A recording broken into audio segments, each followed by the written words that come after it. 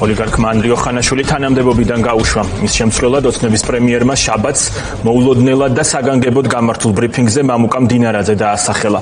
არც ერთი მათგანი არ იდგა ამ დროს ირაკლი კობახიძის გვერდით. ბრიფინგამდე ანდრიო ხანაშვილის განცხადება გავრცელდა, რომლითაც პერსონალურად ბიძინა ივანიშვილს უხდიდა მადლობას. ამ გადაწყვეტილებით ის ბოლო დროს თანამდებობიდან გაშვებულებს შეუერთდა იმ გამონაკლისით, რომ ოცნებამ მას ფორმალურად ირაკლი კობახიძის მრჩეველი დაარქვა. გიორგი კვიჟინაძე აგზელებს თემის დეტალებით და შეფასებებით ფორმულას ეთერში საუბარს.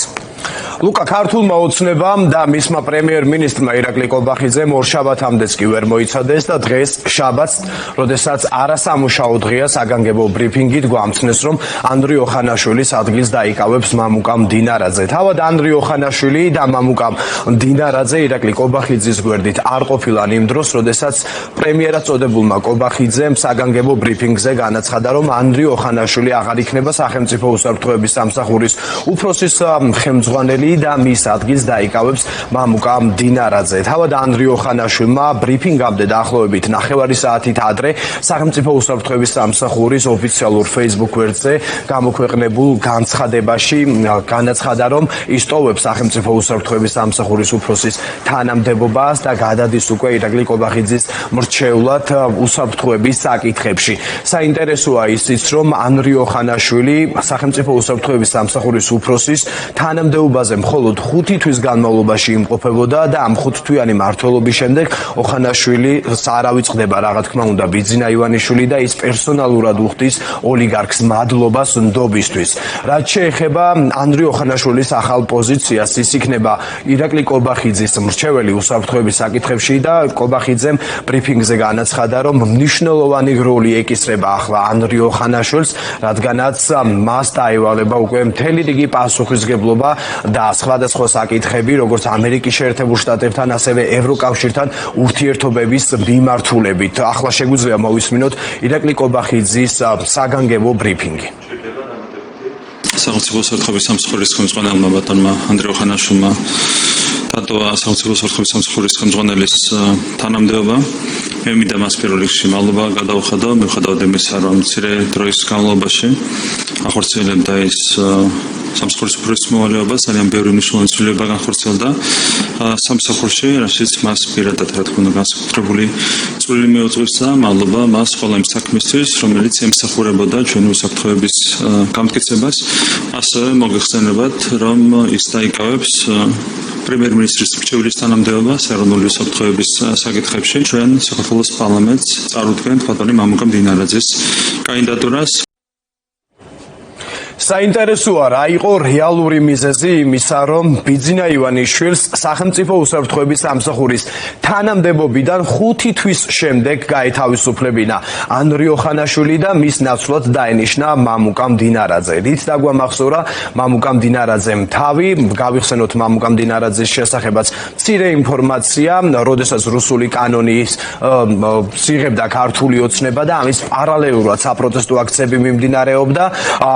ალიკო ელისაშვილმა მას მუშტი უთავაზა, რადგანაც მიაჩნდა ალიკო ელისაშვილს, რომ ქვეყნისთვის ძირგამომთხრელ საქმიანობას ეწეოდა მამუკა მდინარაძე. ახლა მამუკა მდინარაძე, რომელიც აქამდე იყო უმრავლესობის ლიდერი, გახდება სახელმწიფო უსაფრთხოების სამსახურის ხელმძღვანელი და მამუკა მდინარაძე გამოირჩეოდა პროპაგანდის გავრცელებით, რუსული პროპაგანდის გავრცელებით და ყველა პროპაგანდისტული მესიჯის გამავრცელებლად ქართული ოცნება სწორედ მამუკა მდინარაძეს იყენებდა. რაც შეეხება ანდრიო ხანაშვილს, ანდრიო ხანაშვილმა სახელმწიფო უსაფრთხოების სამსახურის თანამდებობაზე 5 თვის განმავლობაში დახო, მხოლოდ 5 თვე დახო და ამ 5 თვის განმავლობაში გვახსოვს ის, რომ გიორგი ბაჩიაშვილმა პირდაპირ დაადანაშაულა ანდრიო ხანაშვილი, რომ სწორედ მან გაიტაცა აბუ-დაბიდან ბიზნესმენი და ჩამოიყვანა ძალის გამოყენებით და იძულებით საქართველოში. ოპოზიციაში აცხადებენ, რომ ბიძინა ივანიშვილი წყვეტს ვინ იქნება და ვინ აღარ იქნება კონკრეტულ თანამდებობებზე, ესეც მორიგი ბიძინა ივანიშვილის გადაადგილება საკადრო ცვლილებებია და როგორც ოპოზიციაში ამბობენ, ახლა ანდრიო ხანაშვილს, როდესაც შეასრულებინეს შავი საქმე, ის ბიძინა ივანიშვილმა მოიშორა და მის ნაცვლად დანიშნა მამუკა მდინარაძე.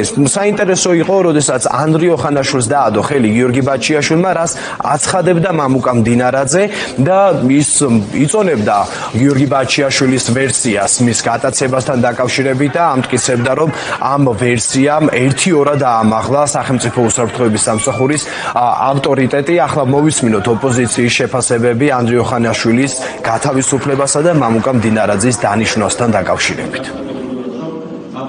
ორ თვეში მოინელეს ოხანაშვილი, იქ ბაჩიაშვილის საქმე შეეტენა, ვერ გააკეთა ის როგორც უნდა გაეკეთებინა. იქ ჩემთან დაკავშირებით, ესე იგი, ჩემი დაცვის, ჩემი ძმაკაც და მეგობარი ლაშა ცანავა აიყვანეს იქ და მე ლაშამ გამოააშკარავა, რომ ესე ვთქვათ, სუსი ვცდილობდა ვის გადაბირებას. ანდრე მეხა ბევრ რამეში მოიკოჭლა და შესაბამისად მოისროლეს.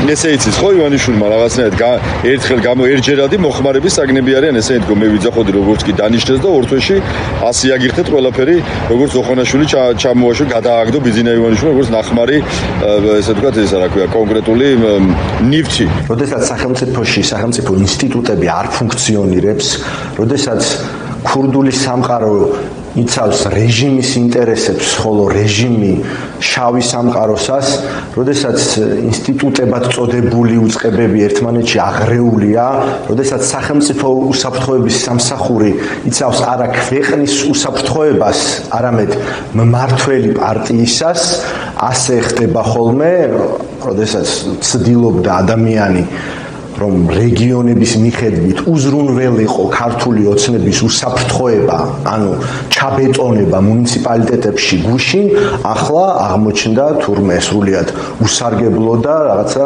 სასაცილო პოსტი მოუგონეს.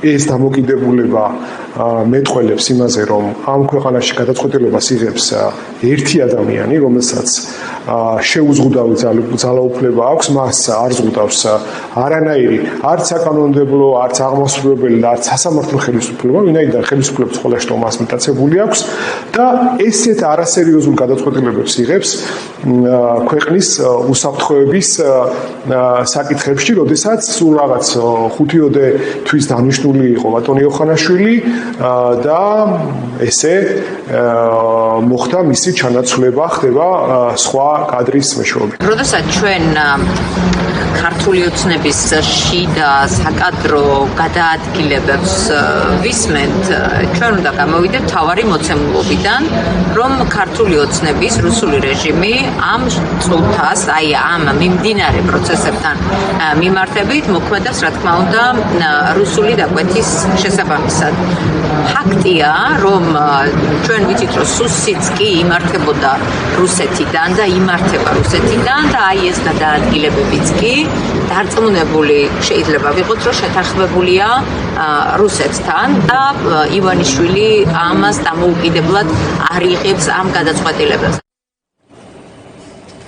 ახლა საინტერესოა შეეწირა თუ არა ანდრიო ხანაშვილი და მისი თანამდებობა გიორგი ბაჩიაშვილის საქმეს, რადგანაც ბიზნესმენი ბაჩიაშვილი პირდაპირ ადევდა ანდრიო ხანაშვილს ხელს, რომ სწორედ ის იმყოფებოდა ჯორჯიან ეირვეისის ბორცზე, როდესაც აბუ-დაბიდან იძულების წესით ჩამოიყვანეს საქართველოში და ჩვენ გვახსოვს, მაშინ რა განცხადებაც გაავრცელა სახელმწიფო უსაფრთხოების სამსახურმა, თითქოს და გიორგი ბაჩიაშვილი სადახლოს მიმდებარე ტერიტორია გადაადგილდებოდა და ამ დროს დააკავა სახელმწიფო უსაფრთხოების სამსახურმა. რეალურად კი ბაჩიაშვილმა თქვა, რომ ის აბუ-დაბიდან იძულების წესით ჯორჯიან ეირვეისის სპეცრეისით ჩამოიყვანეს თავზე ტომარა ჩამოსმული და ამ ბორცზე იმყოფებოდა ასევე ანდრი ოხანაშვილი. თუმცა გიორგი ბაჩიაშვილის საქმემ უკვე არაერთი თანამდებობის პირი შეიწერა. შეიძლება თამამად ითქვას, რომ ანდრი ოხანაშვილის წინამორბედი გრიგოლ ილუაშვილიც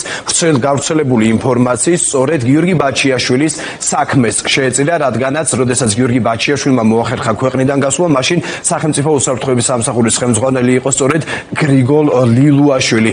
ახლა გიორგი ბაჩიაშვილის საქმესთან დაკავშირებით, მათ შორის გლდანის ციხის უფროსი და პენტენციური სამსახურის უფროსის მოადგილეც კი გაათავისუფლეს. ბუნებრივია, ჩნდება ეჭვები, რომ ანდრი ოხანაშვილიც სწორედ გიორგი ბაჩიაშვილის საქმეს შეეწირა.